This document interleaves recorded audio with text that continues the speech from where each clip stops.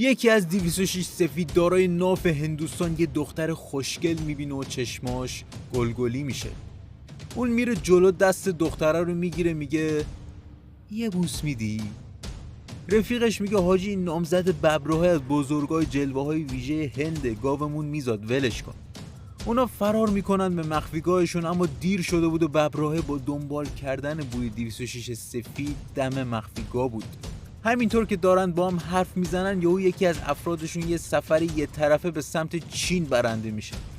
نفر اول حمله میکنه و چنان سرش به زمین میخوره که مردن یادش میره. ببراه داس نفر دوم رو با دست خالی و یه چرخش 360 درجه بهش هدیه میده. بعدش هم به تک تکشون میفهمونه بمبئی قوانین فیزیک نداره.